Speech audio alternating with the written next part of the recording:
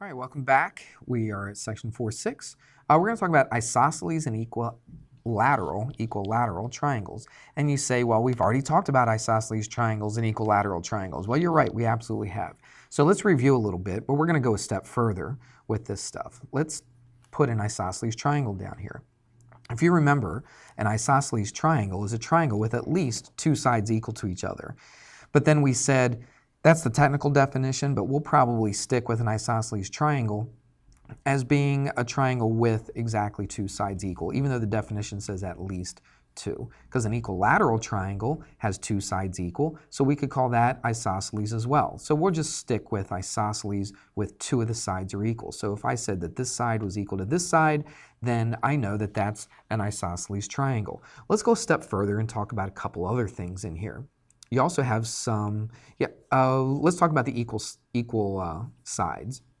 And we call them the legs, right? We call it the leg if it's isosceles. If they're equal to each other, we call them both the legs. And we call the other side that's not equal to these two equal sides, we call that the base. All right, so this side right here is not equal to these two. This is the base. The two that are equal to each other is called the leg. Now we've got some angles in here as well. We've got this angle right here, and we've got this one right here. If you notice, this angle is formed by this leg and this base. This angle is formed by the other leg and the same base. So we call these base angles. So that would be a base angle, and this would be a base angle. Tell you what, let's take the plural off of there. Okay, this is one base angle, this is another base angle. Now they call this right here. Now why is it the base angle? Because it meets the base. See that? Look at this angle up here. This angle up here does not meet the base. It just connects the two legs.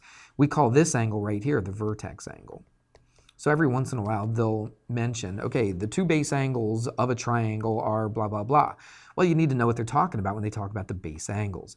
When they talk about the base angles, they're talking about the angle that meets the base, okay? It's formed by the base and one of the legs, all right? That's pretty simple stuff.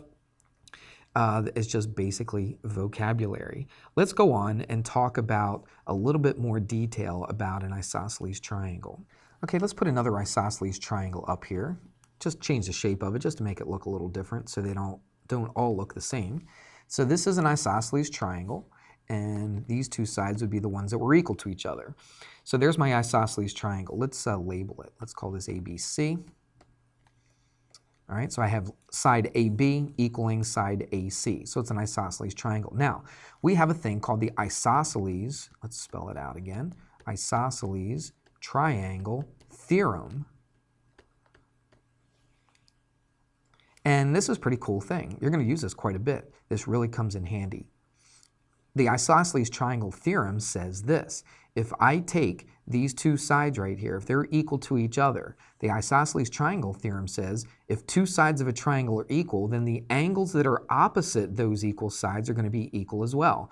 So if AB equals AC, that means the angles opposite, look, angle B is opposite this side, is going to equal the angle that's opposite the other equal side. So the two base angles, if you want to say that, the two base angles would be equal to each other. So on an isosceles triangle, if they tell you that these two sides are equal to each other, so they told you that, what can you figure out? You can figure out from this theorem that angle B equals angle C. And that's really nice because they might give you something like this.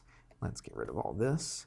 They might say that angle B is, 60 degrees. And that's all they tell you. They tell you it's isosceles, but they tell you this is 60 degrees.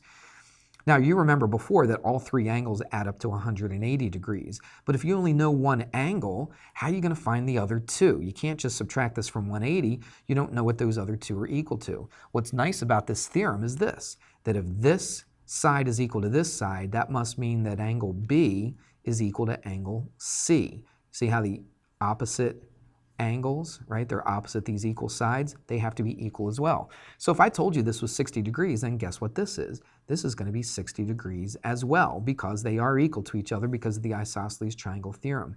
You could also find A, because remember, these three angles right here add up to 180 degrees. So I could add those up, which is 120 when I add 60 and 60, and then take them away from 180, and then you get, you know, I didn't pick good angles. I should have thought about that right away, but let's just go with this.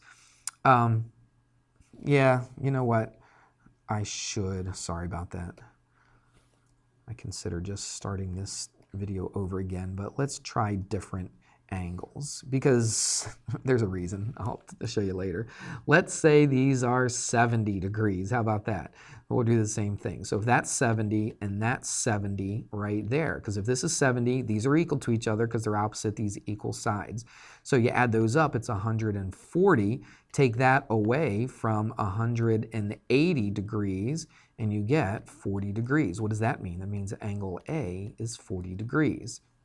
And that's a nice thing that we can do. They told you the two sides are equal and they just told you one of the angles. Look what we could figure out. We could figure out the other two angles. And that's where this Isosceles Triangle theorem really comes into play.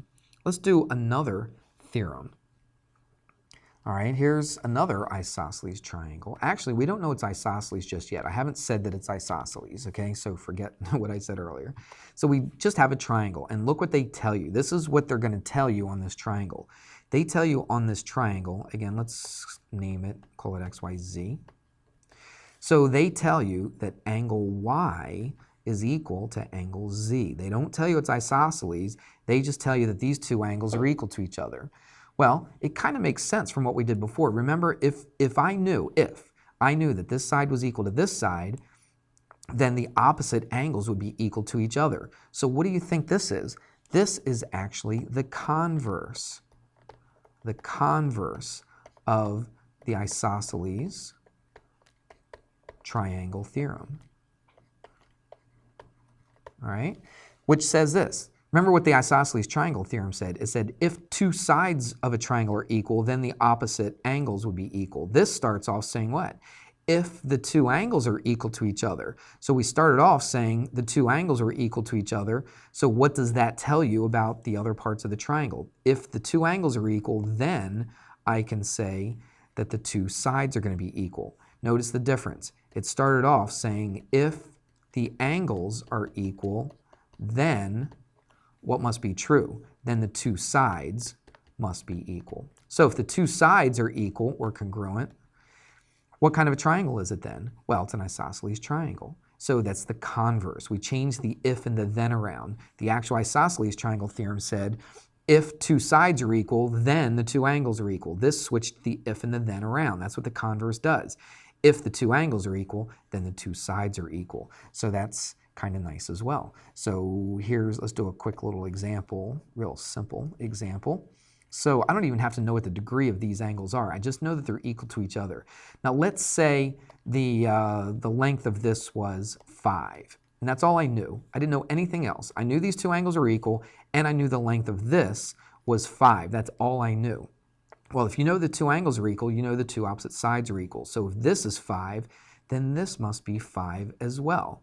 Now, I can't say anything about YZ unless I know some of these angles, but you can at least say that line segment XZ is 5 as well, because if the two angles are equal, then the opposite sides are equal. That's the converse of the Isosceles Triangle theorem.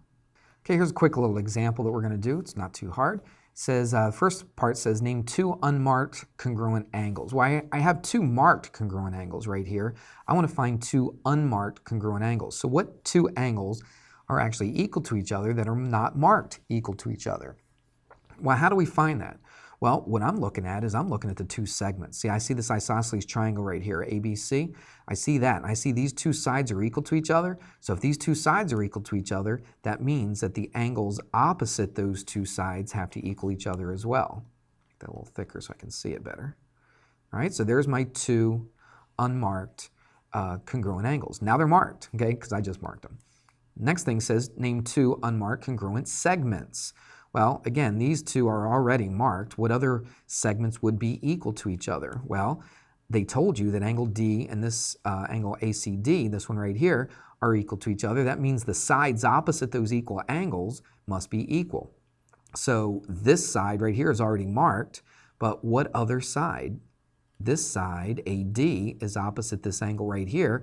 So they're opposite equal angles. They've got to be equal to each other. So this segment has got to be equal to this segment. In fact, look at this. All three segments, AD, AC, and AB, are all equal to each other because of these theorems, the Isosceles Triangle theorem. Before I go on to the next theorem, I debated whether to show you this or not, but I'm going to show it to you.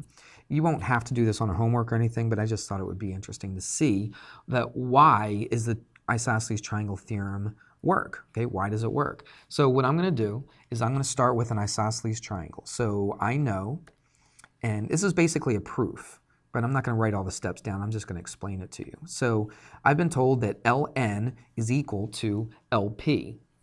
And what I want to prove is that angle N equals angle P. That's what I'm trying to prove. I'm not going to mark it, but I want to try to prove that those two angles right there are equal to each other. So this is what I do. This could be found in the book if you want. It's on page 284, and they go through the theorem, and they write all the steps and the reasons and stuff. First thing we're going to do is we're going to split this. We're actually going to find the midpoint. Let's start right here. And if I click that, that's right in the middle. So that's the midpoint right there. And I'm going to draw, oops, let's try that one more time. That was pretty bad. Right there, okay, and let's draw from that vertex all the way down, and it hits the midpoint right there. So I'll call that M for midpoint. Let's make that red. All right, so what I did is I just took from here and I hit the midpoint. So if I hit the midpoint, where did it hit? It must have hit right at the middle, which means that these two segments are equal to each other. Remember, midpoint divides a segment into two equal segments. So I've got that so far. What else do I have? Well, I've got a side and a side. Look, I've got LM as a side of this left triangle and LM as a side of the right triangle. So I am going to set it equal. Reflexive property, if you remember that. And why is NM equal PM? Because of the definition of the midpoint. Look what I have. I've got two triangles now that are congruent. I've got a side, and a side. So they're congruent because of side, side, side. Since the triangles are congruent to each other, that means all the matching parts have to be equal to each other. Remember all the corresponding parts? So if I took this triangle right here, LMP, and I was able to flip it onto this triangle, everything would match up perfectly. And so what angles would match up? Well, angle N would match up with angle P. Do you see that? If I took it and I flipped it over here like this, and it would match up exactly. So since the triangles are congruent, N and P are equal to each other. So what did we just do? We started off knowing that we had an isosceles triangle, knowing that those two sides are equal to each other. And by a few little steps right here, I was able to prove the triangle is congruent, and I was able to show that N and P are equal. So this means if two sides of a triangle are equal, then the opposite angles are equal. So there's a little proof for that theorem.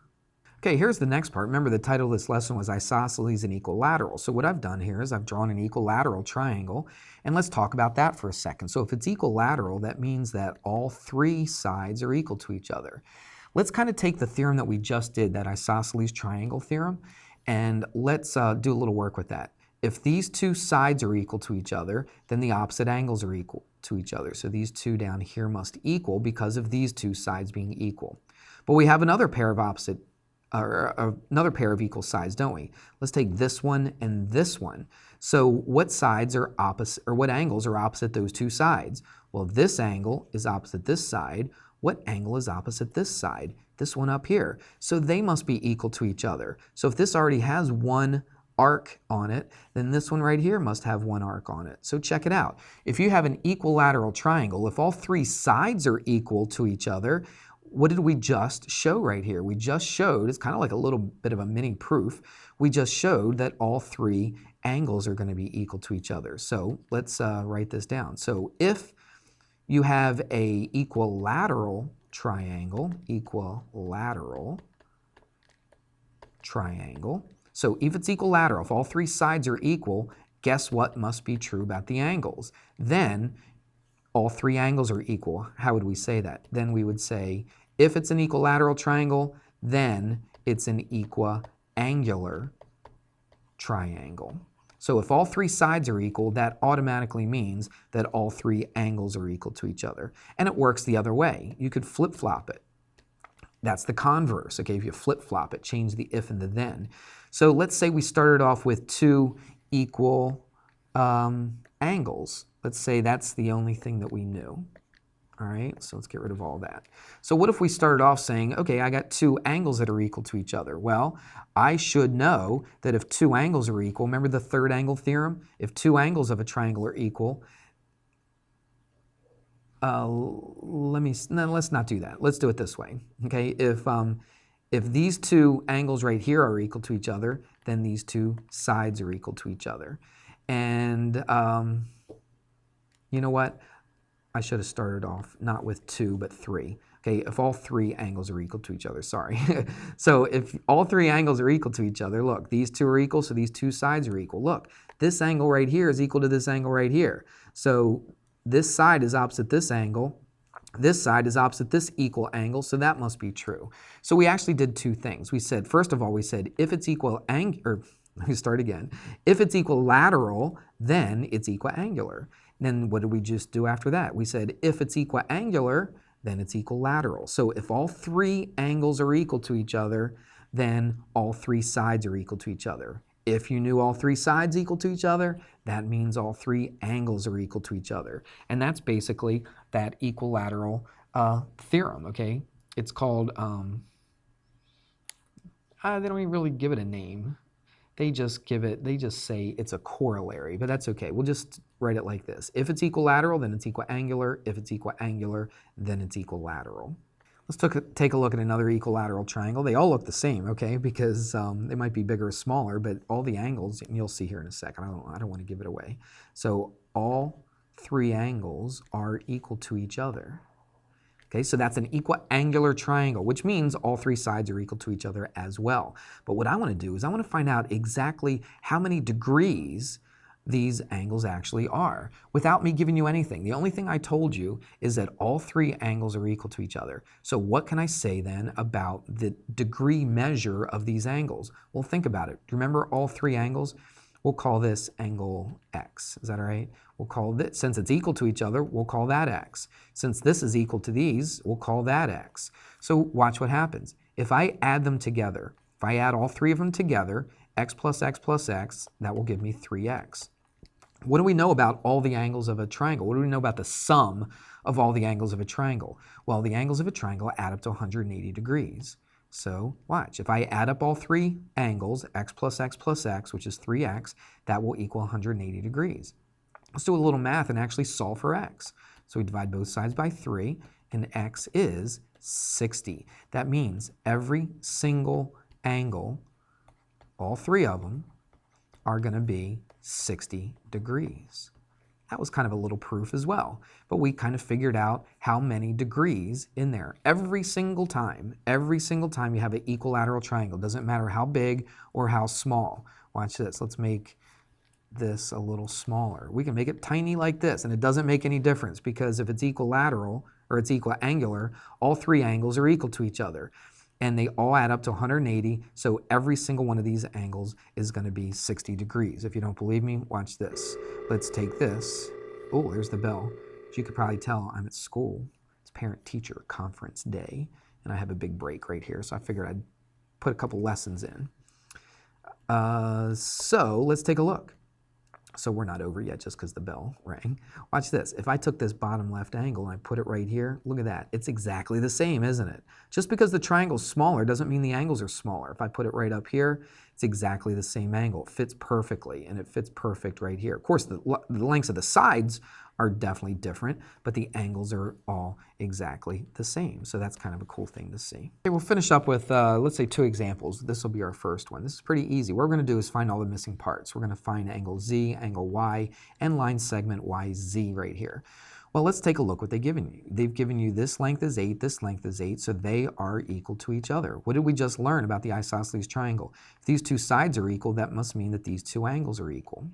But how's that going to allow us to find out what these angles are? Well, look up here. This is 60 degrees. So these 2, if this is 60 degrees, and look, I should say this, these 2 and this one add up to 180, don't they? So if I take these 2 away from 180, Actually, let's take the 60 away from 180. What do we get? We get 120. These two add up to 120, but they're both exactly the same. So I'm going to take that 120. If they're both exactly the same, I'll just divide that by 2, and that gives you 60. So that means this is 60 degrees, and that means this is 60 degrees. Now, I've got, it's not just isosceles, what is it? It's equiangular, which means any triangle that's equiangular, all three angles are equal to each other, it means that all three sides are equal to each other. So if this is 8 and this is 8, all three sides have to be the same thing, so that has to be 8 as well. So there's your answer, 60 degrees for angle Z, 60 degrees for angle Y, and line segment YZ is going to be 8. All right, here's the last example that we're going to do. We're going to solve for x and y, So let's see, let's start here. Let's start with this. I got side AB equaling AC, so it's an isosceles triangle, at least. It's an isosceles triangle. So this side and this side are equal, so that means the angles opposite have to be equal as well. So opposite this side is that angle, and opposite this side is this angle. So these two angles have to be equal to each other. So if this is already given to you as 2x, then what's this angle right here going to be? That's also going to be 2x. Check it out. This is 2x, 2x, and 2x.